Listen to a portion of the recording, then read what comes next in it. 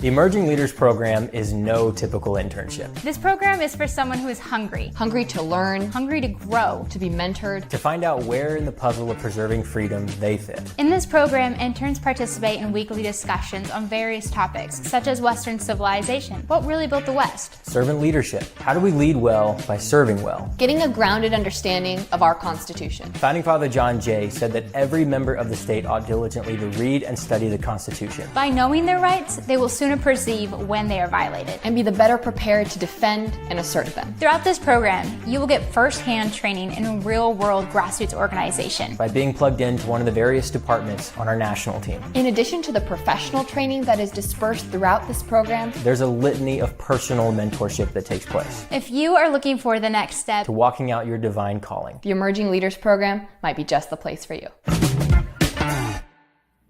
Hey everyone, Mark Meckler here, and I'm here today to talk about one of my favorite subjects, which is our Emerging Leaders Program.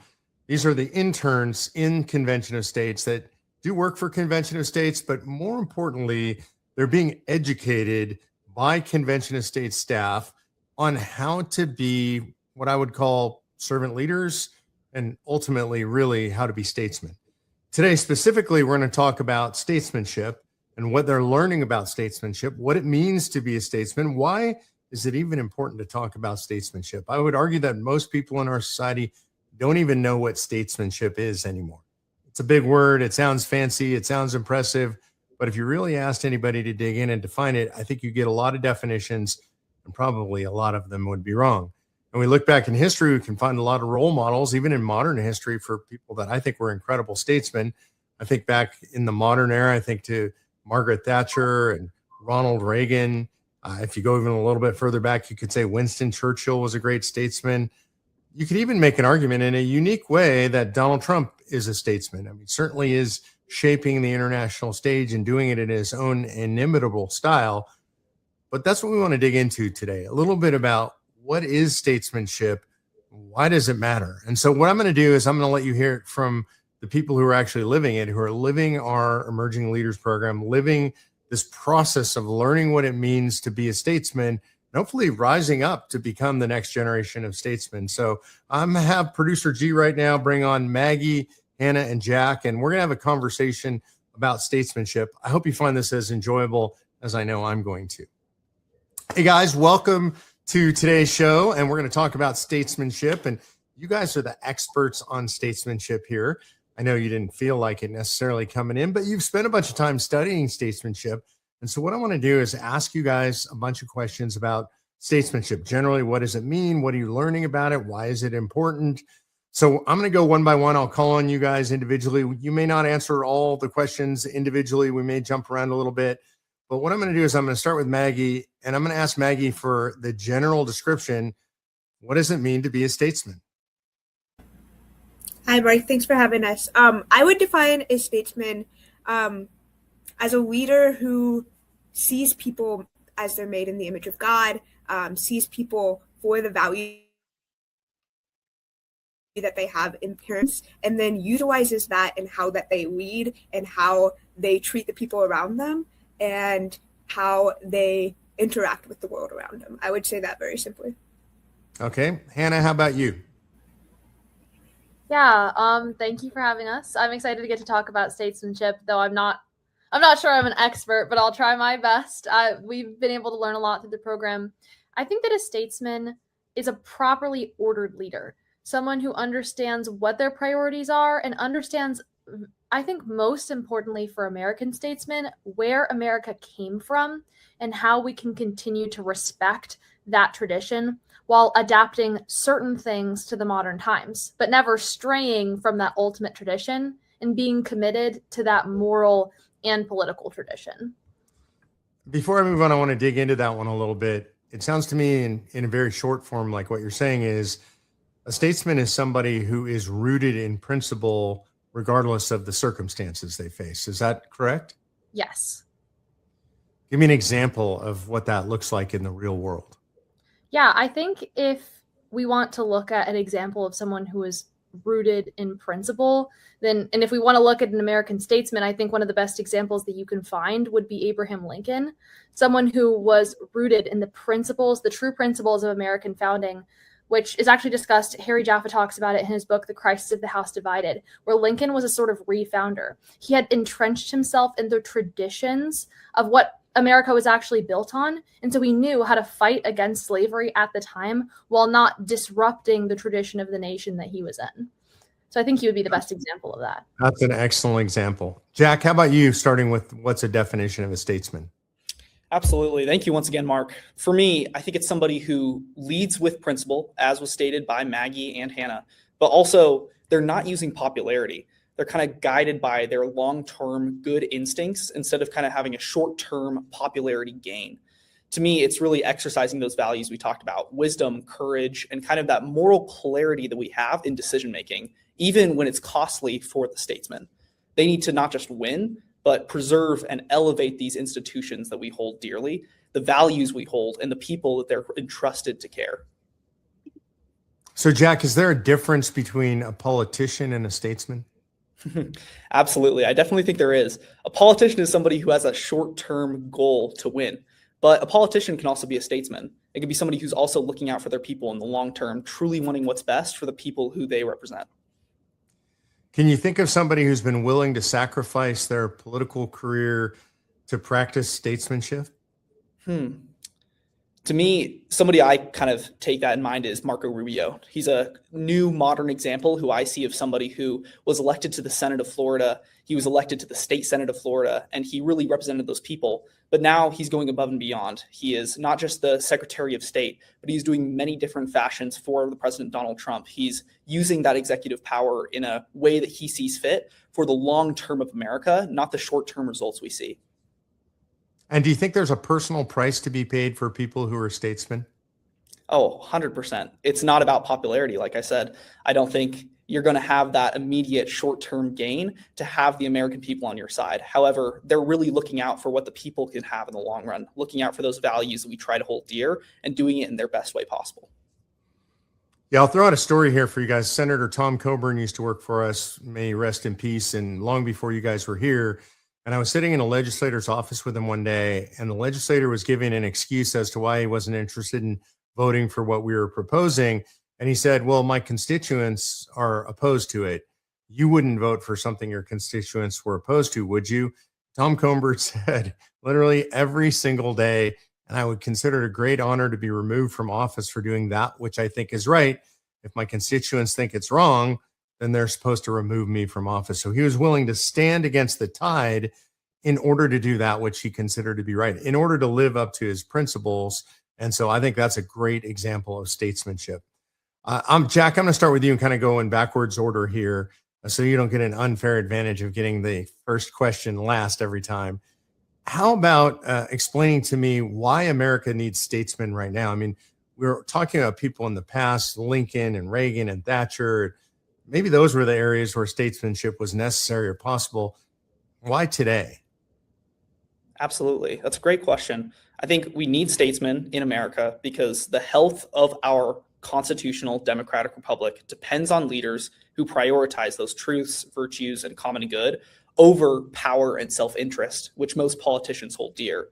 I believe that America needs to step into that role because leadership isn't optional for anybody. It's a responsibility. If we have people who are unwilling to lead with integrity, then others with those principles will step forward. People with integrity will step forward when the time comes. And that's why we need statesmen today. Hannah, I'm going to make this more personal for you. I mean, you're studying statesmanship. You're a young person coming up, paying attention to these things. I think that makes you elite, actually. It makes you very rare in America that you're young and studying this kind of stuff. Why do you think America needs people like you today? I think that America needs people like us, which, like, I'm not to hold any of us up as on some kind of pedestal as better than anyone else, because we're not. The only thing that makes us unique is a commitment to learning, and a commitment to learning about something very specific. And it's a commitment to learning about America and preserving American traditions. So I don't think that it's something that's so unique that the average person can't do it. It's something that's achievable. It's something that anyone can do by walking to a library, driving to a library in the cars we all have, and picking up a history book. But more specifically, why America needs people like us, like young people rising up to protect America, is because that's the only way that our constitutional republic, like Jack mentioned, is going to survive. Because if we don't raise up young leaders who are committed to doing the same kinds of things that Abraham Lincoln did and Ronald Reagan did, then our constitutional republic will not continue to exist the way that the founders had in mind. Maggie, a little bit different question for you, but similar. Why does this stuff matter to you at all? To me personally, I think it's really important for us to understand the history of where we came from so that we can preserve it for the future, because there is an inherent good to America in the way that it was founded, and understanding what made those men choose to act the way they did, and then preserving those virtues and preserving their principles and values is vital to preserving America and preserving my personal freedoms of religious liberty, of freedom of speech, and the entire Constitution as a whole, to make sure that we do not lose our liberty. So you guys are well into the study here. You've studied servant leadership. You've studied Western civilization, Western heritage. You learned about the Declaration and the Constitution. Jack, I'm going to jump to you. This is a pretty big compendium of literature and ideas that you guys have studied. What have you learned that influenced you about what it means to be a servant leader if you put all that stuff together? Can you pull out some highlights for me? Absolutely. It was a wonderful time in the Emerging Leaders Program to be able to learn from a variety of these areas. For me, servant leadership reframed what I thought leadership was. I thought of it as a responsibility rather than an authority. It's placing the needs of others first. That's what a servant leader truly is. Western heritage for me was especially important. It provided this philosophical grounding for why virtue, reason, order, liberty matter in our heritage of where our country was founded on and the values in which it was placed. Declaration and Constitution that you talked about show that leadership needs to be rooted in the enduring truths about human dignity, limited government. Together, all of these values that we've learned through the Emerging Leaders Program have taught us that a statesman needs to be morally grounded. They need to be intellectually serious, and they need to be committed to something greater than themselves, ultimately God. Maggie, can you pull something specifically out of servant leadership that influences how you look at being a statesman? One of the greatest things I learned from servant leadership is that there's only 3 things that we can control, and that's who we trust, our attitude, and our actions. And utilizing that, it changes the way that you see the people around you, and you treat the people around you. Because when you take the recognition that you are the only person who can determine what is happening in your own life, you can't have authority in that same way over people. You have the responsibility to act according to their best interest, but you cannot enforce it upon them. And that is the huge foundation of a lot of how America was founded as well. All right, Hannah, to you, drawing from the Declaration and or the Constitution, what do you find in those documents that influences the way that you look at statesmanship? I think you find at least for me, I found the actual, like the foundations of what statesmanship looks like for America today. You have to go back to the Declaration and you have to go back to the Constitution to find out what it is that you're supposed to be doing and what it is that you can pursue with your constituents. For example, the story that you talked about with Senator Tom Coburn, if his constituents asked for something that he knew was against the principles of the Constitution, he was a principled statesman and he wasn't going to vote for it. So that's ultimately what you get out of it. It's almost everything to being a true statesman in America is really looking at that. Yeah, I love that you guys understand the foundational documents. And I don't know if you guys can tell, this kind of conversation makes me happy. And so you guys that are watching, I just want you to understand, this is not rehearsed. These young people are as smart and as sophisticated as they sound. And it's not because, as Hannah said, that they're better than everybody else, but they have spent the time. They've dug into the foundational documents. They've read the arguments. They understand the philosophical basis for what it means to be an American, what it means to be an exceptional country, what it means to be a statesman versus a politician. So they didn't know what I was going to ask them. These are off the cuff. So every time I ask, you never know what you're going to get. So let's keep going because this is fantastic. You guys have read a whole bunch of stuff now. You've read a bunch of the classics, a bunch of stuff in the Western canon. What do you think when somebody, if somebody were to ask you, somebody coming up, maybe they're going to go into the ELP, into the program, what if they say, do I really need to read all this stuff to understand what it means to be a statesman? Maggie, what would you say to that? Absolutely, you do.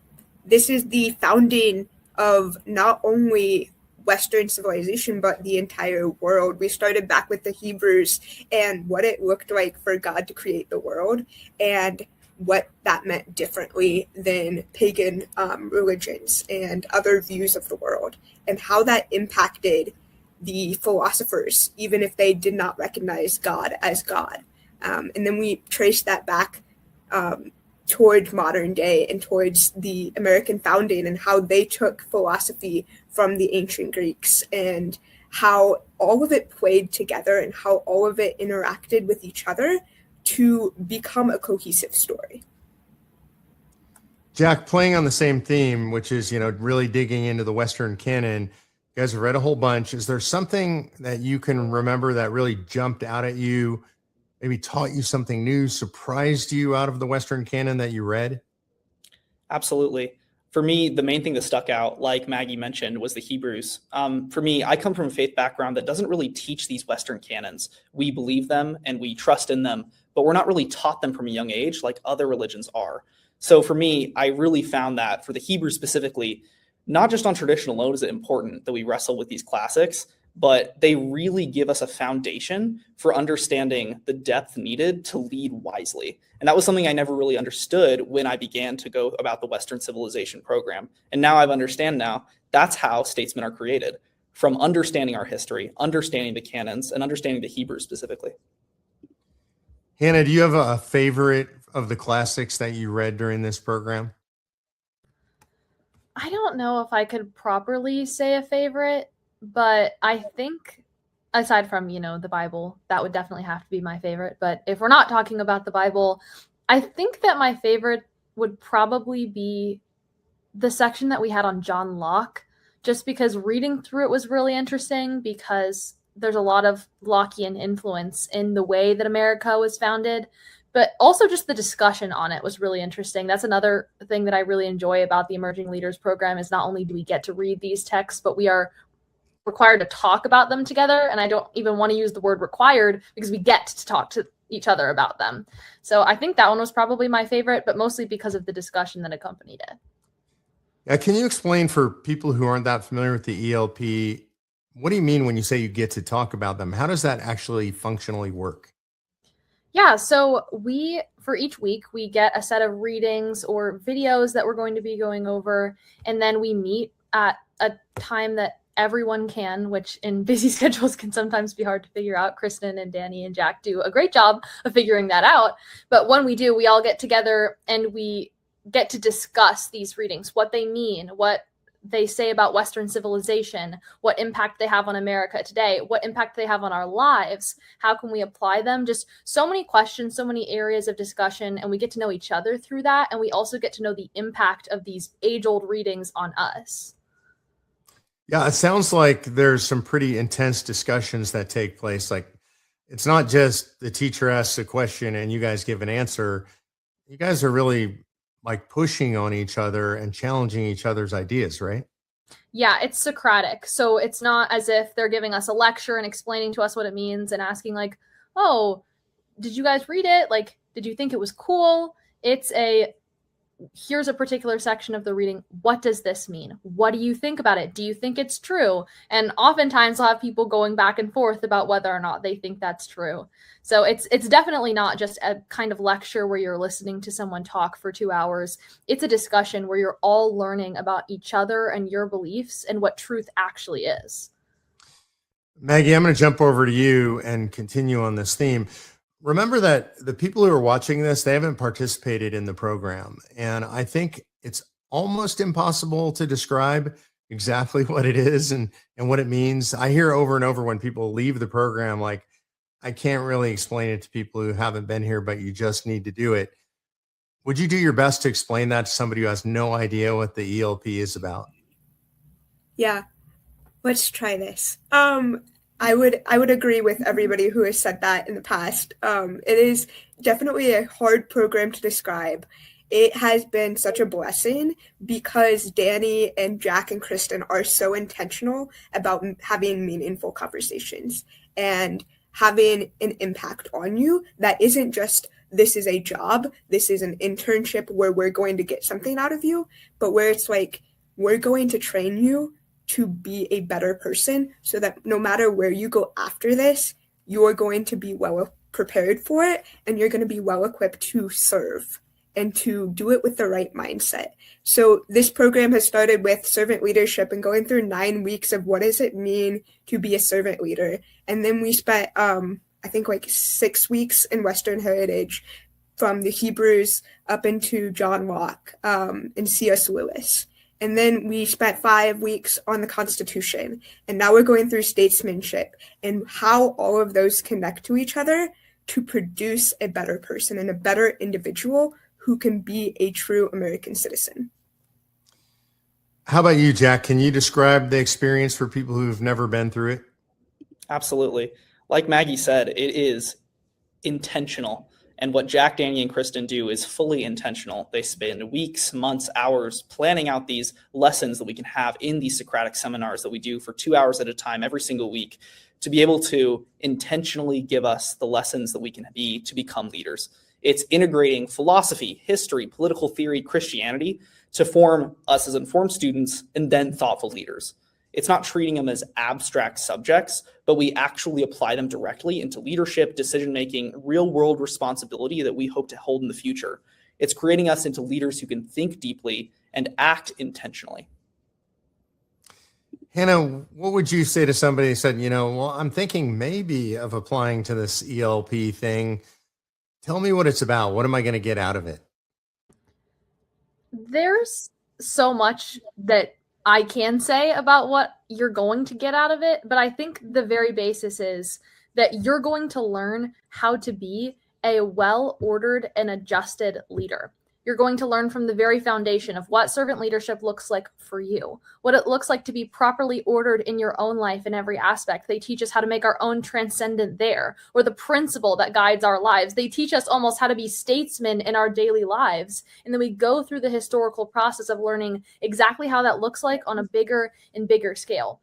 It's one of the most impactful educational experiences, if not the most, that I've ever been through. So I've actually had this conversation multiple times on my own campus because every single one of my friends that knows I am in this internship program has heard my pitch that they should apply because it's been an incredibly formative experience and there are only so many words that you can put to it. So there's a lot more I could say, but that's the basis, is that you're just going to learn how to properly order your own life. Okay, so I'm going to stick with you for a second because you slipped in a little bit of inside lingo that we have to explain.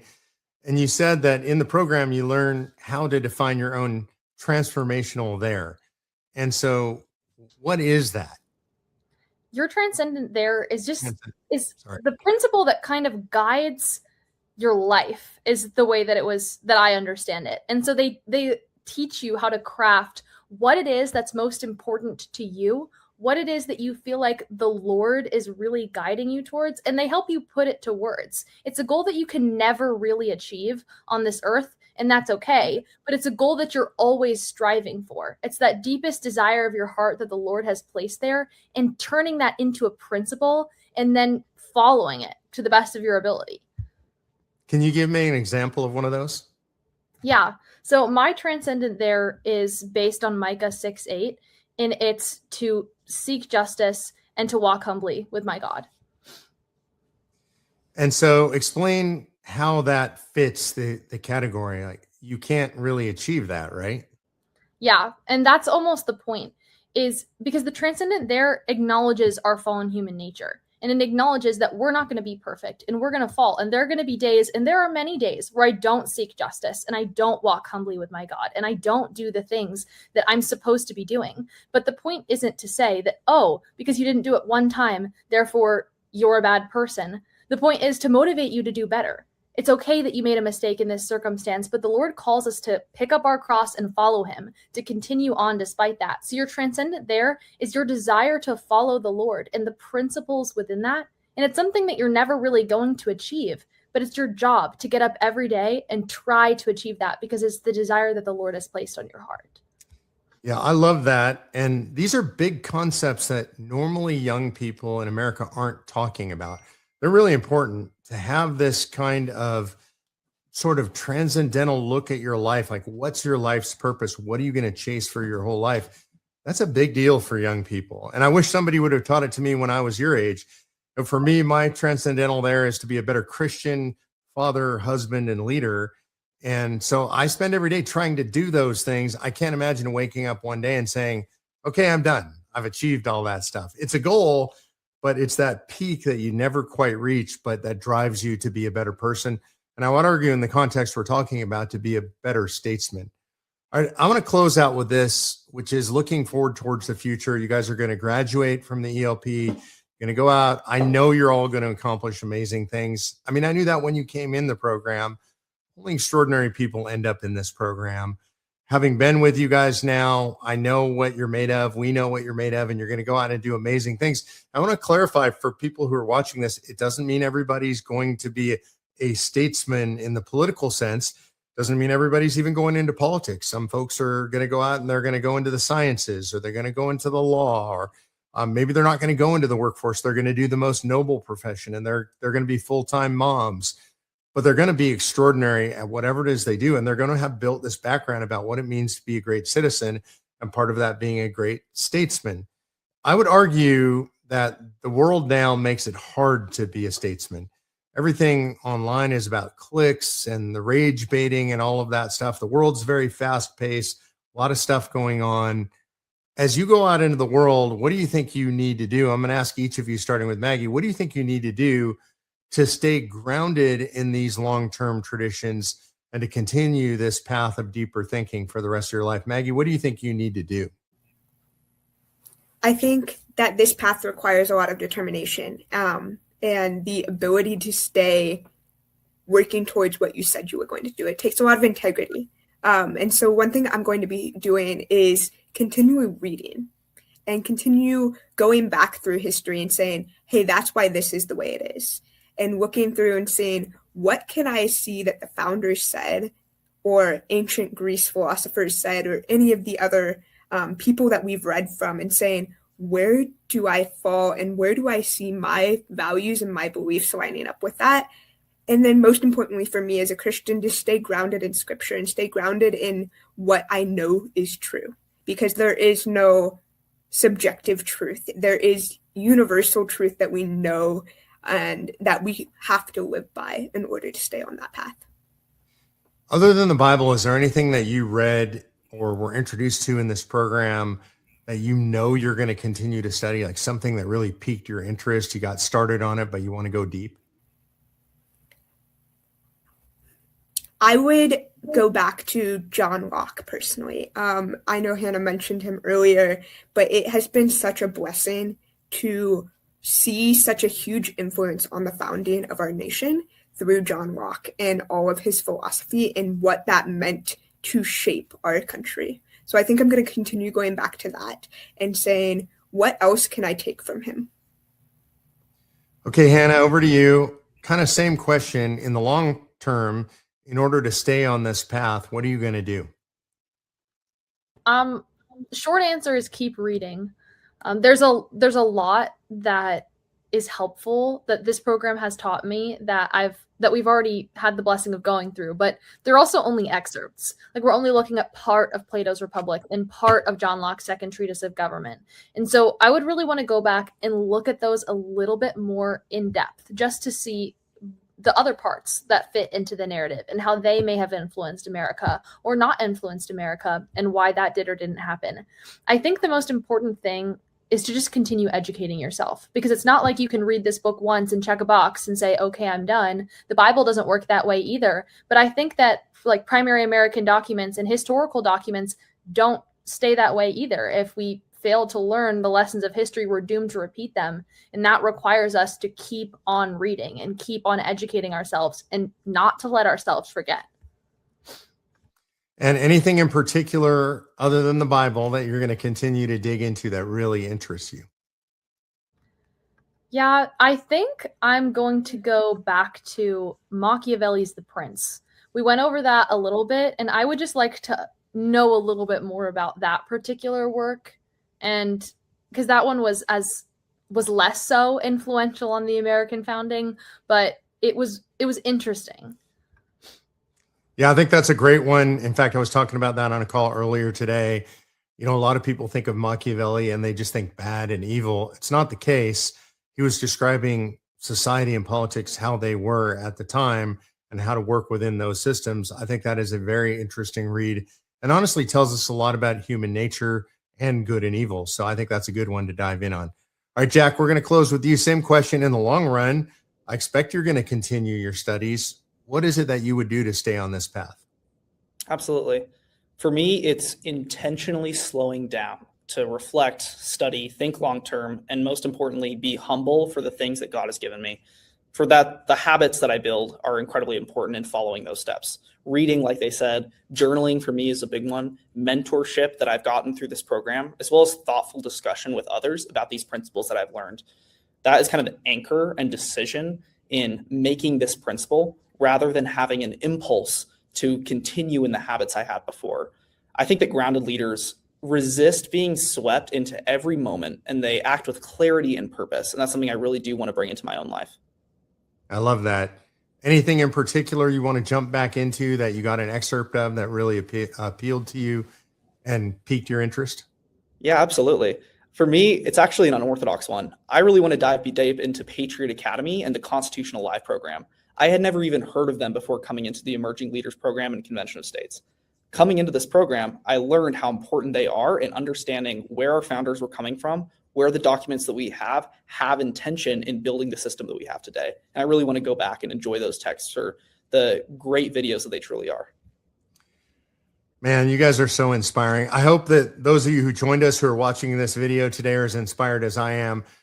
I think what we do here with the ELP is literally one of the most important things that we do in Convention of States. There's so much stuff that we do in politics. We talk about all these different subjects. We're trying to accomplish things. But I think the most important thing that we do is educate young people and try to bring young people up and turn them into statesmen. I can't imagine a more important goal, because for me, as an older guy who's been engaged in politics, who aspires to be a statesman, who works at being a statesman, I just can't imagine anything more important than bringing up statesmen behind me and behind us to ensure that there's another generation of leadership behind us that are strongly, stably anchored to the principles that have made America the exceptional nation that it is. Thanks for joining us today. Thanks for learning a little bit about what ELP is studying in regard to statesmanship. There's a lot more to come. Watch future episodes, and we'll be talking to other interns about the broader ELP program. We do what internships typically do, try to train them for particular roles, get them some experience in the political world. But the ELP is so much more than that. It's trying to interact and grow them as a person and try to get them to the point where they are equipped to go out into the world, not only from a professional standpoint, but because they know who they are, they know what their identity is, they know what their values are, and they're prepared to go out and proclaim and defend those values in the public sphere. In today's world, freedom is very much under attack, has been for a long time, and we're seeing the consequences of communism and socialism creeping its way in. We are aware of that, and we want to do everything we can to develop people in the next generation to stop that.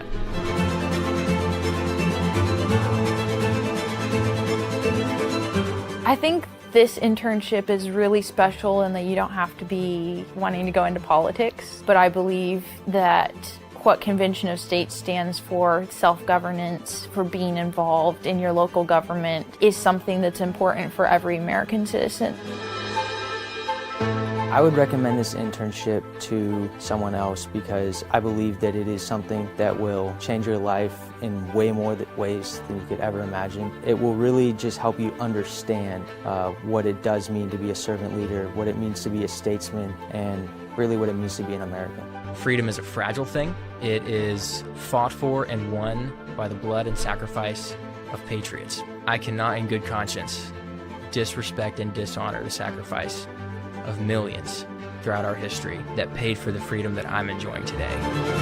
Going through the course of servant leadership really humbled me to realize the greatest servant leaders, or greatest leaders, are servants. That's what it is.